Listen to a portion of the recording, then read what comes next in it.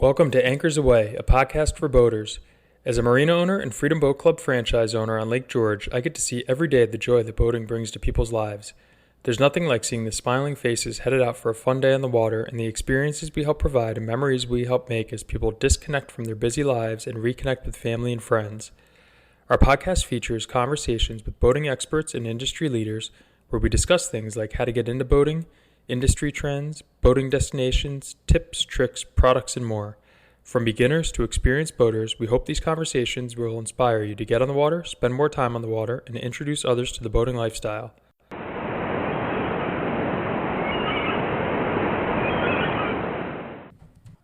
Vance Zahorski discovered his love of fishing at a young age, fishing on the lakes of Wisconsin with his grandpa, catching sunnies, bass, walleye, and northern pike. He fished year-round, including ice fishing in the Wisconsin winters. As he got older, he expanded his love of fishing to include ocean fishing and kayak fishing. After 35 years of fishing and countless times cutting line with his teeth or fumbling for scissors and knives, Vance thought there had to be a safer and more convenient way to perform such a simple task. He immediately began designing his now patented line cutting ring for cutting fishing line, and Line Cutters was born. Line cutters are sleek, adjustable rings with a double-sided blade, perfect for quick and efficient cutting of mono-filament and braided fishing line, and they can be mounted to virtually any smooth, flat surface. Line cutters can cut light and heavy fishing lines used in most types of freshwater and saltwater fishing. They can also be mounted to fishing rods, boat rails, and even kayak seat posts. They're being used by professional guides, pro anglers, and amateur anglers of all ages. Vance got his big break after appearing on primetime hit TV show Shark Tank. He's now expanded the product line and grown the business significantly. We had a chance to talk a lot about fishing and his really cool experiences in the sport, how Line Cutters was born, and what they're doing to give back and get more young people involved in fishing and more. Enjoy.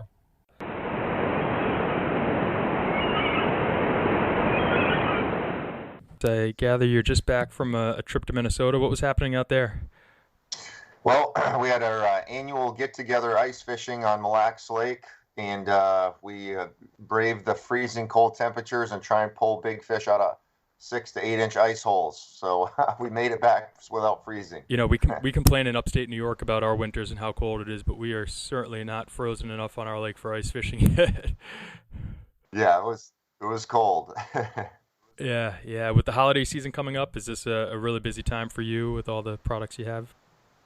It sure is. So, a lot of our products are great stocking stuffers and great gift ideas.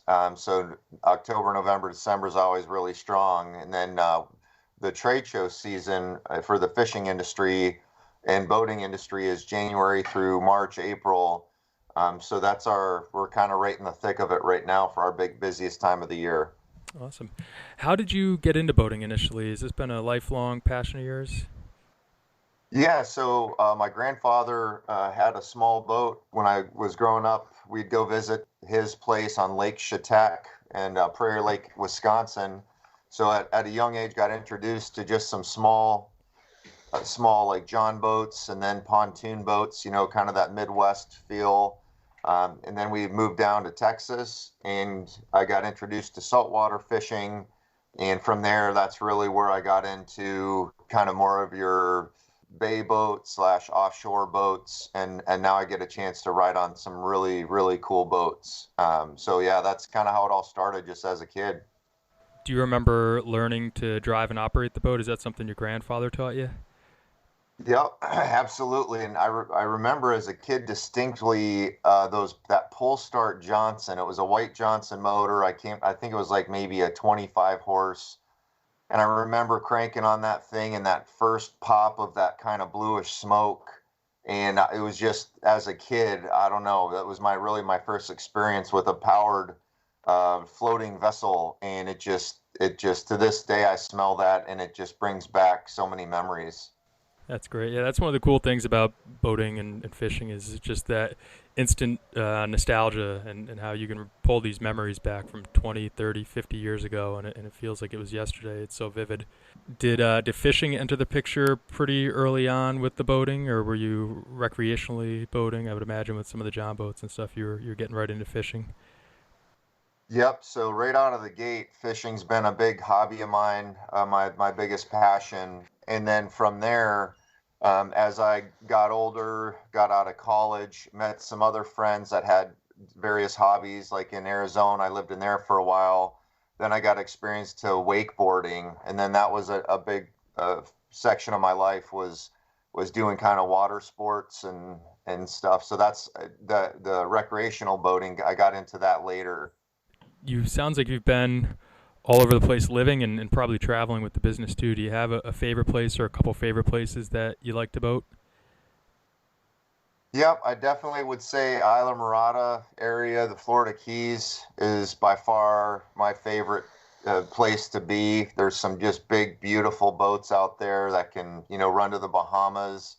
And then there's these flats boats that, can go in insanely thin water, and you see just, lobster and stone crab and these beautiful fish species, so there, if the weather's bad offshore, you can just stay inshore.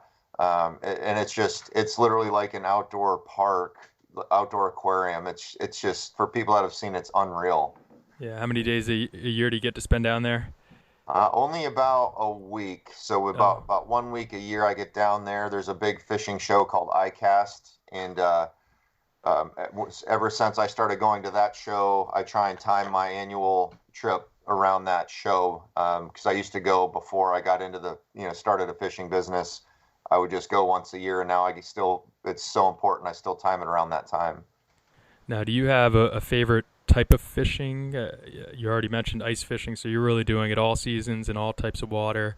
What's your favorite species to go after or type of fishing? That's really tough because, the freshwater and saltwater are so different. But I guess I would have to say, if I had to say just one fish that just to you gives you everything that you like in fishing, I think catching tarpon, just in their natural environment, not necessarily when they're all schooled up and there's 20 boats around, but when you're able to kayak or use your flats boat and kind of catch them in their natural habitat, it is just, to me, unreal. To see 100-pound fish jump out of the air 6 to 8 feet, the drag runs, their beautiful silver skin. It's just the most adrenaline-packed experience that I've ever, had in any fishing period. Is there anything you haven't tried yet that's on your list of things to try? There's a few. I want to catch a rooster fish by kayak. That's one thing that I want to do. I also want to get a alligator gar over 7 feet. I've never been able to cross 7 feet. So those are two things, and then arapaima is on the list as well. How close have you gotten to 7 feet? I've gotten to about 6.5, so not too far away, but Uh, that still is a good. And when it comes to carp fishing, that's you're still always close. way. Yeah, and you mentioned experience on a lot of different types of boats. Now, do you have a go to boat that is your main vessel?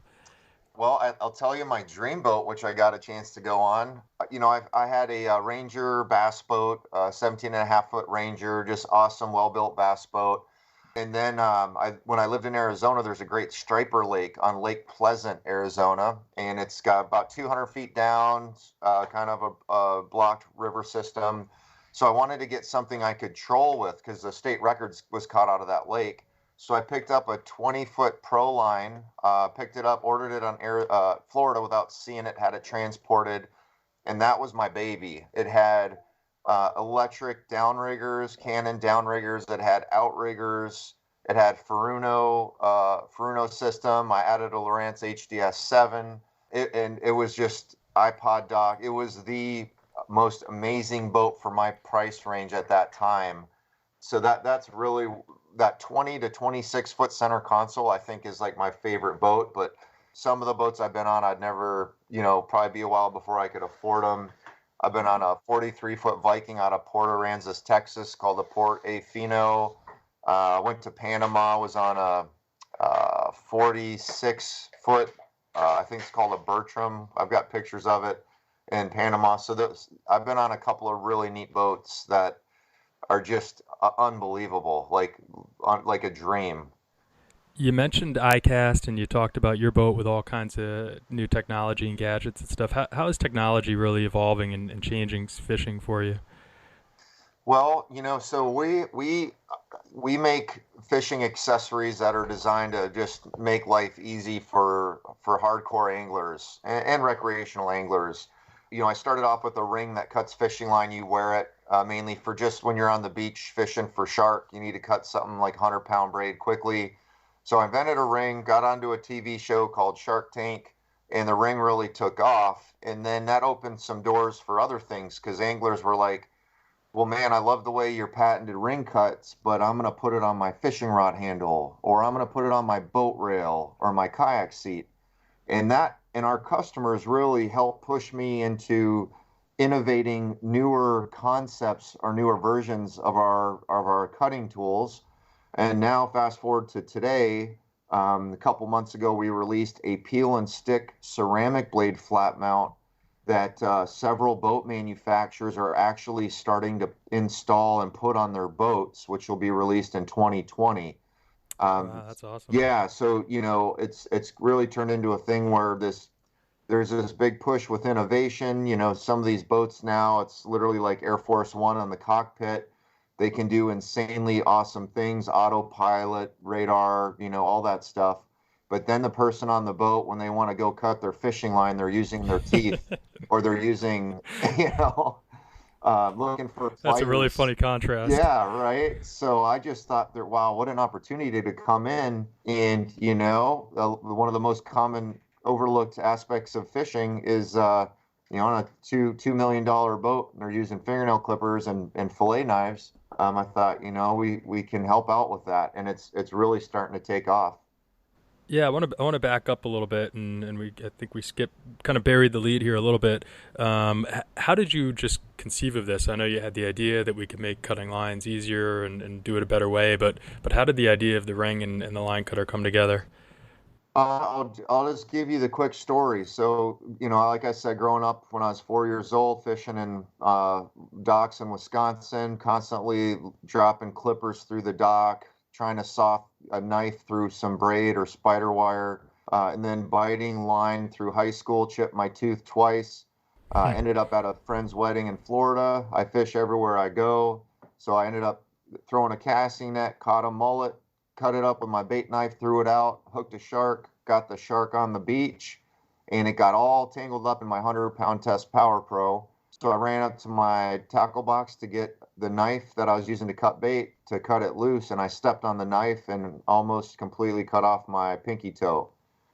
So at that point, I'm like, you know what? I've got friends with nice boats that complain about cutting line. I almost lost my toe. I've got two chipped teeth, and there's got to be a better way. Just that classic cliche story you hear. And so I made one out of welding putty and a dental floss cutter, and somehow talked my wife into selling everything we owned.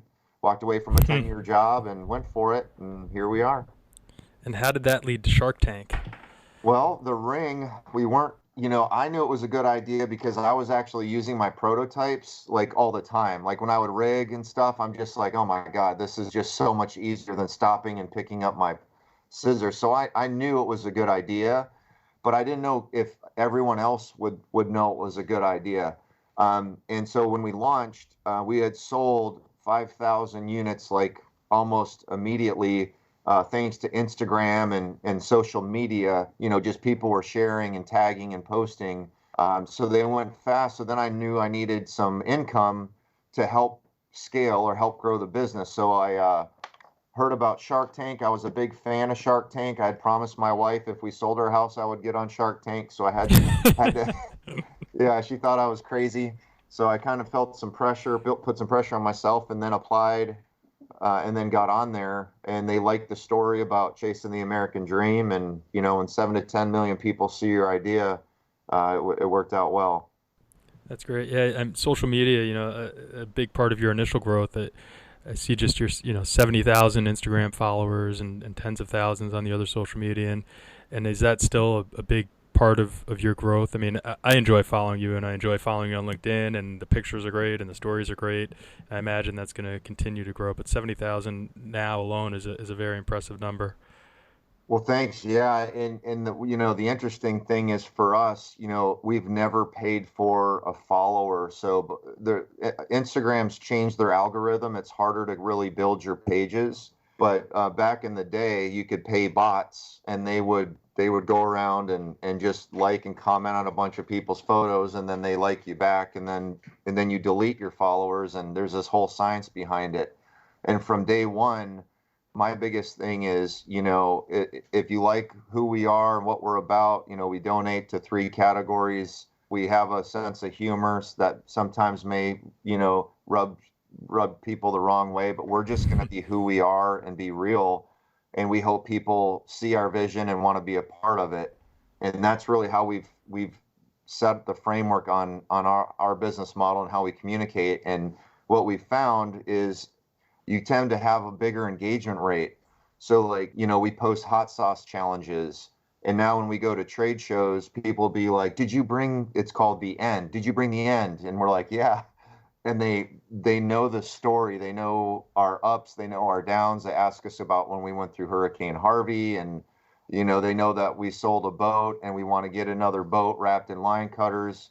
So they know the story, and that I think is really important, for just having a brand identity, which was not the case many years ago. So I think if anything, it helped us get off the ground much faster than in the past. But secondly, for any business today, even the big corporate businesses, people want to be connected with the company these days. That's the millennials now. They want to feel a part of a company. When they spend money, they want to know where that money's going and to who it's going to. So it's extremely important. How does the pro team play into that connection with people and that brand identity? Exactly the same. So everybody's welcome to apply on our website. And the first thing we look for is, have they used our product or not? If they don't, then we just very kindly say, we appreciate it, but we would never ask somebody to promote our product without using it. And that's the thing is, no drama, no negativity. You have to truly use and believe in our product, and you have to be supportive of what we are support, which is getting our kids fishing, breast cancer awareness, and supporting our vets suffering from PTSD. Those are kind of our three core values. Right out of the gate, some people will be like, "Oh, you're going to make me buy it," and that's kind of the attitude right out of the gate. That tells you, that's not like what we call our true crew. Those aren't people that literally love what we're about and rely on our products. So, unlike a lot of companies, we do not force people to post. We don't set post requirements. We don't let them go if they have family trouble and don't fish for a year. It's more of a family. And just to give you an idea, we have three people that have our tattoo on their arm, which is kind of it's like, whoa, man, I don't know if that was a good idea. And then deep down inside, I'm like, dude, that is so cool, man. I'm so honored, So it just shows how special our Oh, that's team great. is. Definitely, yeah. So growing fishing and getting younger kids involved in it is something that's going to help your company grow, but a challenge that the industry is kind of attacking altogether. What are some of the other things that you see as ways to get more people involved in fishing at a younger age and continuing to grow that base? Well, what's amazing is, we have a junior team, and we work with a lot of high schools now, and it breaks my heart to know that there's such thing as a high school fishing team that I didn't get a chance to be in. Like literally, I would have begged to go to school 365 days a year. So it's heartbreaking to hear that it's going on today, but in a good thing, it's exciting in helping, just even being a mentor for some of these high schools. Like, hey, we're trying to get a high school. We heard you have a program. We're trying to get our high school club going. What can we do? So we'll do like ring fundraisers where we give them a crazy deep discount on our rings, and they sell them like candy bars, and that brings in, I think one school brought in like $1,200. How to structure it, getting parents involved, anybody with a boat. Can you do it on weekends, or, just really helping them get that program established is absolutely huge. And then fishing gear. We can sometimes call on our business partners and say, hey, so-and-so is just starting their program. Can you help them out? But I mean, there's a lot of things you can do without just saying, here's a couple $100 bills. You can help out in a ton of different ways. Even if you got a boat to show up at a high school when they are running a tournament, that's huge. Did you have any mentors yourself in the fishing or boating space? No, I had some very, very influential mentors that I work with now. I really didn't understand what a mentor was, that they like to help and not get paid for it. I just never really understood that until I became a business owner and started working in network groups. And then a friend's dad of mine, who's a very successful businessman, actually became a mentor for me without me really even knowing it. And then after reading, I realized, really what the definition of a mentor is. And now I have several, and it's one of the most powerful things you can do as a young kid, as a entrepreneur, as somebody later in life that has done great.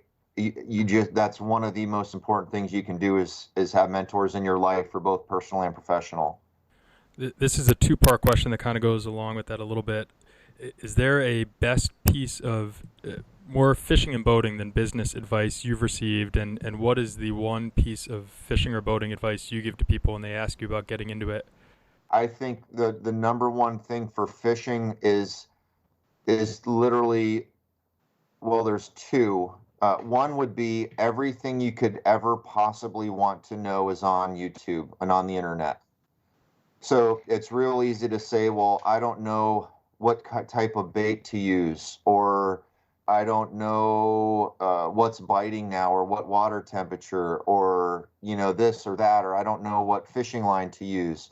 So for somebody that's like, I'm talking brand new, it's easy to get intimidated, and that becomes an excuse. And then you're like, oh, I'll maybe ask somebody, and you just don't do it. So number one is, if you want to get into fishing at any level, even if you're a tournament pro, there's tournament pros giving advice. If you've never picked up a fishing rod, you can learn everything you need to know about what a fishing rod is, and the lengths and the types of reels. So that's number one. Number two is, you don't need to spend a lot of money on fishing gear. Literally, if you can get on a bicycle, or you can jump in your car after work and go to a local pond or lake, get some baits, which you can get worms for $3, or dig some worms. And, you could probably find some artificial plastics laying on the bank. Unfortunately, a lot of people leave junk behind them, but just get out there, and just getting out there starts it. One day something will pull on the end of your line, and that could be it. That could be the start of a whole new passion and hobby. So that's one thing. As for boating, I think the best thing you could do is take advantage of on the water days. It's real easy to get online and look at some of these boat manufacturers have the most beautiful and epic marketing videos, where I literally put on like a drool bib, because I'm just drooling all over my keypad and I just dream and fantasize like about being on those boats. But what the best thing you could do is go to like an open water boat show, talk to some of the reps, maybe get out, drive the boat a little bit. Same for kayakers. Kayakers, if you're going to buy a new kayak, and just really get out there and drive the boat. And even if you've had a 43-foot Viking, not just being so into that one brand, force yourself to step out of what you know and go drive some boats and talk to people. And again, hit the web. Everything you need to know is on the web. And then calculate your payments. How much is this going to cost? And just really do your due diligence up front, just like any business deal. And I think it'll be much more enjoyable than falling in love with a marketing app, pulling the trigger on a boat, not realizing how much your insurance is, or that your tanks can't get you out 40 miles, or whatever. You know what I'm saying? Yep, that's great. Good. Well, I'll kind of end with where can people find you on those different social media, and what other new products should we be looking for next year and getting excited about? Well, I appreciate you asking. Yeah, if you want to follow our journey, I can promise you you'll have some fun with us because we do a lot of fun random stuff. But it's at line cutters, line_cutters is where you can get us on Instagram. So at line_cutters with a Z. Our website is www.linecutterswithaz.com, and then we're also on Twitter at line_cutters. And then we have some cool demo videos on YouTube, and then quite a bit of stuff on Pinterest. And I think for the boating industry, and even like the new Sea-Doo Fish Pro model, HCB Custom Yachts, the world's largest center console yacht. I was just out there talking to those guys. They might be putting a peel and stick ceramic blade flat mount on there, but anybody in the boating industry that does any amount of fishing needs to get our peel and stick ceramic blade flat mount. Nobody can get cut by it. You can't misplace it. It cuts taglines right at the knot. It'll never rust. It's a game changer, I promise. Awesome. Well, thank you. I really appreciate the time. Again, I know this is right at the start of your real busy season. Not that you're ever not busy running a business, but I appreciate the time and insight, and this was phenomenal. Thank you. Appreciate the opportunity, Matt. Thanks so much for having us on your show.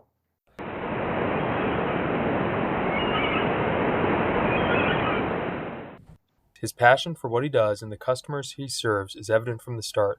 His fishing stories are awesome, and I'm sure there are hours and hours more of them. When he calls his pro team family, he means it, and I can't wait to get some line cutters into our hands and really look forward to seeing how the brand grows and develops new products. If you're an angler, take a serious look at picking up one of the rings, or even better, ask the dealer of your next boat if having one mounted is an option. Until next time, happy boating.